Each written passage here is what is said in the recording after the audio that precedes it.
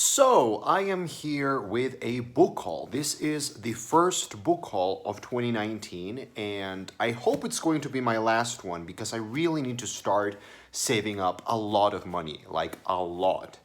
And so, the first thing that has to go is buying books like a crazy person.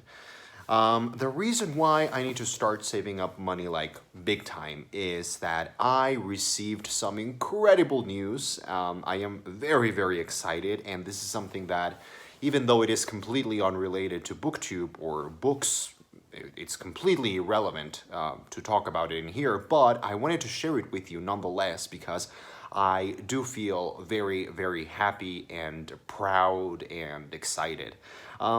I have been chosen to present a paper that I wrote about some clinical work that I did at the International Psychoanalytical Conference, which will take place, guess where? In London. London, baby. So I am going to London to present my paper. This is the biggest event in the world of psychoanalysis. Psychoanalysts from around the globe go to these conferences. It's like, ah man, it's like my dream come true.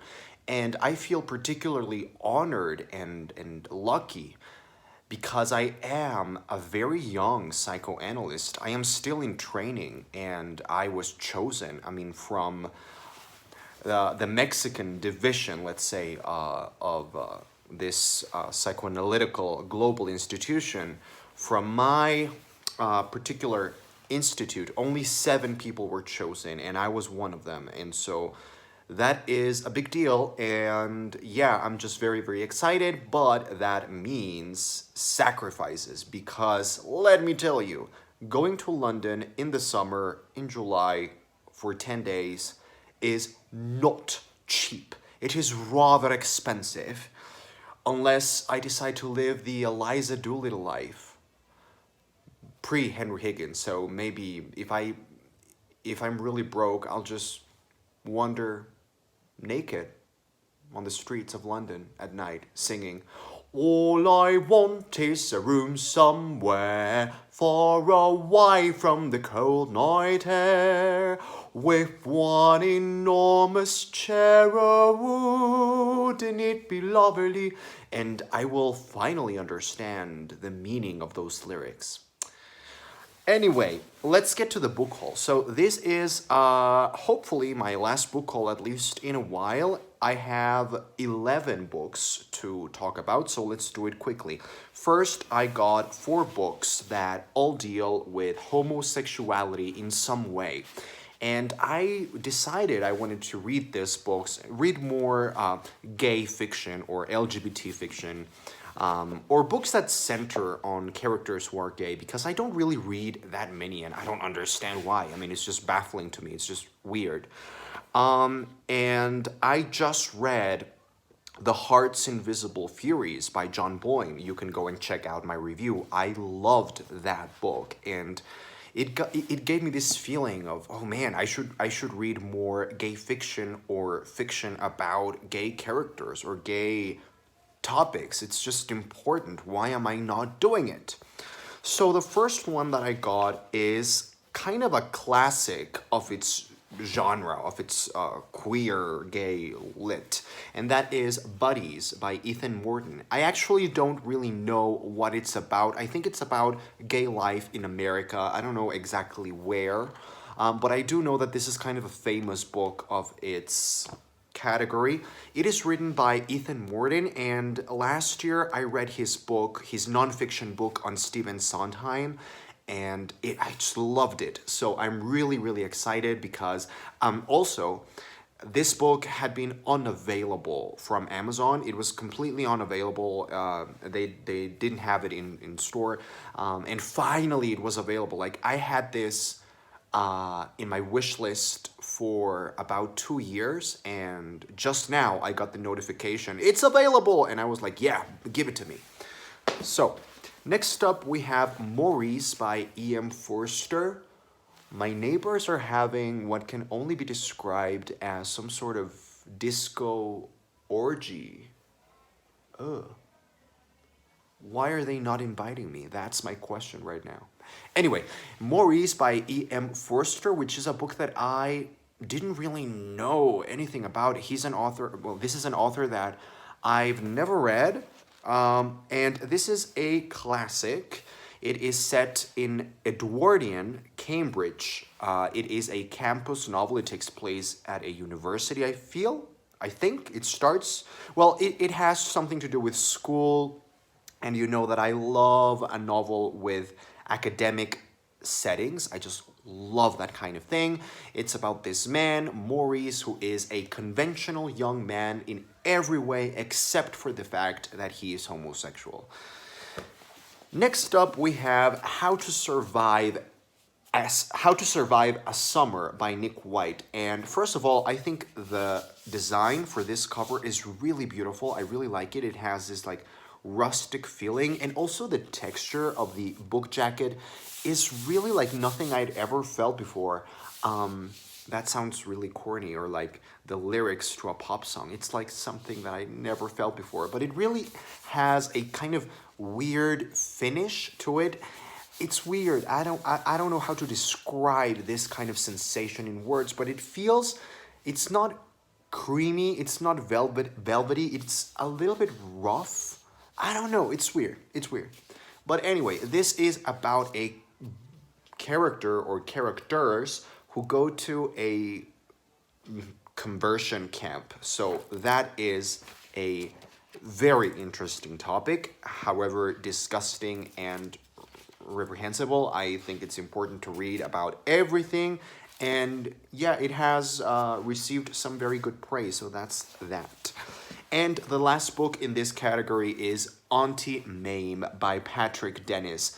This is supposed to be like a big classic of this genre as well. It's been adapted. It's kind of a big thing, and I sort of have the idea of what this book is, but I don't really know what it's about. You know what I mean?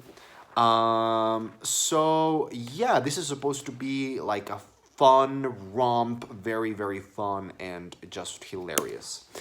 Next up, moving away from the queer side of things, I have the book that I am currently reading right now, Vida Nostra, or Vita Nostra. I really don't know how we're supposed to pronounce it. This was written in Russian by Marina and Sergei Dyachenko. It is translated by Julia Maitov-Hersey. This book, I am currently reading it right now, and I don't really know how I feel. I don't really know what it is. I still haven't figured it out. But it has been marketed as a sort of magical school, Harry Potter, The Magicians kind of thing. Actually, Lev Grossman, author of The Magicians, has a comment here on the blurb.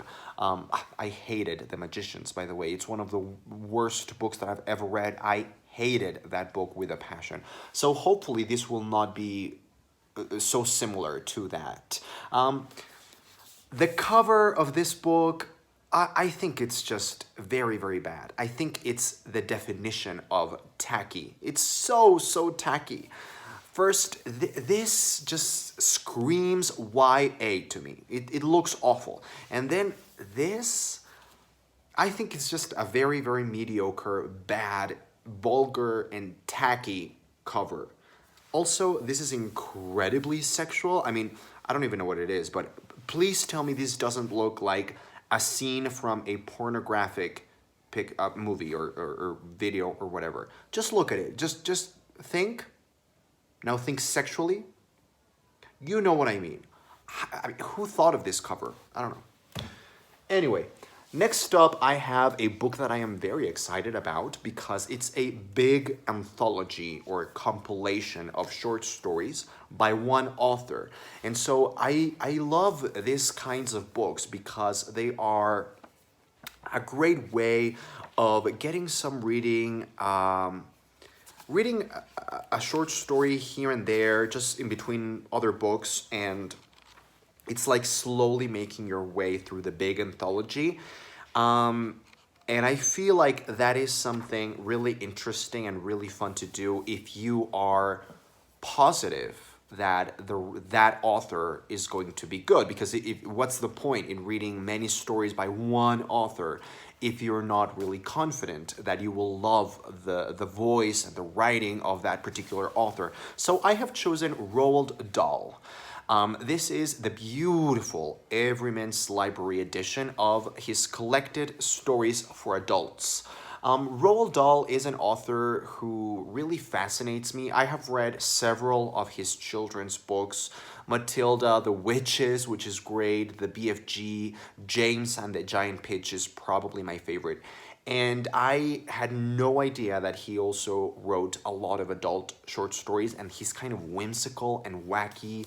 I think there's a story in here that is sort of speculative fiction about what would have happened if Adolf Hitler's mother had an abortion or something to that effect. So yeah, I'm just really excited to finally have his adult stories. Next up, hold on. Whoa, we have two of my favorite thrillers, which I read. I want to say I read them probably when I was around 12. Yes, and yeah, I think I was 12 when I read them, and I will tell you why, because I do have a story. So I am talking about Dan Brown's The DaVinci Code and Angels and Demons. Technically, Angels and Demons is the first one, and The DaVinci Code is kind of the sequel. The first one that I read was The DaVinci Code, and I know that I read this when I was 12 because I was I was in sixth grade. So yeah, I was 12. And if you didn't know this about me, even though I am a complete atheist, I attended a very, very, very Catholic school for my entire education. Probably the reason I am such a raging atheist. But anyway, that's another discussion. I was in this school. I mean, these people were absolutely crazy, fanatics, indoctrination. It was really bad in terms of religion and torture, like psychological abuse. And they had a very strict censorship regarding the books that were allowed to be read in school. So anything with magic, I mean, Harry Potter was banned. Anything that was remotely un-Catholic, un-Christian, un-religious, potentially sacrilegious and blasphemous or whatever was not allowed, but that's kind of expected. So, of course, the Da Vinci Code was, I mean, having the Da Vinci Code inside the school premises was like having a bomb or having a gun or having a weapon or like something that it was completely unthinkable. It would be like my neighbors who are having some sort of orgy right now in front of me, making me jealous and envious. On my own, pretending he's beside me, all alone. Well, that's another story. Anyway, the Da Vinci Code. I was a rebellious. Is that a word? Rebellious? Rebellious? Well, I was a revolting son of a bitch, jackass, and I wanted to make it very clear that I was going to rebel. What's the word? Rebel. I wanted to rebel. I wanted to fight the system, fight the man, fight the Pope, Jesus himself. I will take all of them by reading the Da Vinci Code in class, like in class in front of the priest. So the priest would come along and I would be like, yes, in your face. And of course, that story did not end well, but I tried. Anyway, next up we have a proper classic that I have never read and I feel kind of guilty. And not even guilty because there's no like a literary police that is going to make me feel guilty. But I do feel like, man, you love speculative fiction. You love this kind of weird George Saunders, speculative, sci-fi, slightly dystopic, very literary type of fiction. And why have I not read Brave New World by Aldous Huxley?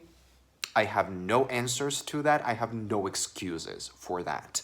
So I finally plucked up the courage and I said, man, everybody has read this book. I feel like everybody has read this book and I'm the only person left out of the conversation because this was never required reading for me. So it never occurred to me that I should read this book. It was never part of the syllabus in my school because, of course, in my school we read like biographies of saints and ridiculous religious stupidity and propaganda and stuff.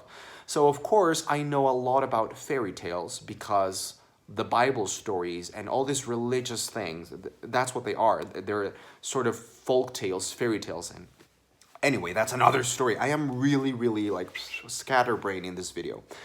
Anyway, so I need to sort of rectify my own education. I need to fill in the gaps of the education or lack thereof. And I will start by reading this kind of thing, which sounds really appealing to me. And the last two books that I have here, this one is a Latin American book that is very popular, Kiss of the Spider Woman. This is, of course, the original Spanish version, El Beso de la Mujer Araña. It is written by Manuel Puig, or Puig. I don't know how to pronounce this last name. I have heard several pronunciations of this last name, but that's not the important thing. The important thing is that this is a very celebrated piece of fiction, and it is written mostly in, or entirely in dialogue. And I really love it when dialogue is the most important part of a book. And I feel like when an author can do dialogue really well, I feel like the dialogue carries the narrative. And I just love dialogue, and this feels like a play. I feel like it looks like a play. Just looking at it, everything feels like dialogue and like you're watching a play. Of course, this has been adapted into movies and plays and musicals and whatever. And finally, the last book that I want to talk about in here is a book that I am so excited about, and it has an interesting cover, but more importantly, it is by an author. You know, this is one of those authors that sort of had one huge hit, one huge bestseller, a book that everybody loved and that I really loved. And I was like, man, I need to read more by this author, except for, you know, this author didn't have any other books except that huge hit. And so finally, this author has resurfaced, reemerged from the depths of the underworld, and she has given us her new book. I am talking about Diane Setterfield's new book, Once Upon a River. I really like the cover. It's kind of, this neck, I really like the play with, you know, what they did with the river and the goose's nest. It looks creepy, right? So Diane Setterfield is, of course, the author of the one and only super celebrated, super mega hit, The 13th Tale, which I have read several times and I love it. And when I first read it, I was like, where is more Diane Setterfield? I need to get my hands on more Diane Setterfield. And there was none, but now there is. So I don't really know what this book is about, nor do I care. I actually want to go in completely blind and just marvel at the writing, because I know that even if the story is complete crap, it probably won't, but even if it is crap, even if the characters are crap, which they probably won't, the writing will not let me down. I am positive that it will not let me down because it is Diane Setterfield. So anyway, those are my 11 books for this, hopefully, last book haul in a long time. Thanks for watching. Please leave your comments down below so we can have a discussion. Tell me if you have read any of these books, if you want to read them, if you are excited, if you are, I don't know, if you are hopeful. Why did I say hopeful? I don't know. Anyway, I'm just like completely scatterbrained right now. I feel like I could start singing right now. Everybody loves a winner, so nobody loved me. Lady peaceful, lady happy, that's what I long to be. All the odds are they're in my favor. Something's bound to begin. It's gonna happen sometime. Maybe this time I'll win, 'cause everybody, they love a winner, so nobody loved me. Lady peaceful, lady happy, that's what I long to be. Oh, the odds are they're in my favor. Something's bound to begin. It's gonna happen sometime. Maybe this time I'll win.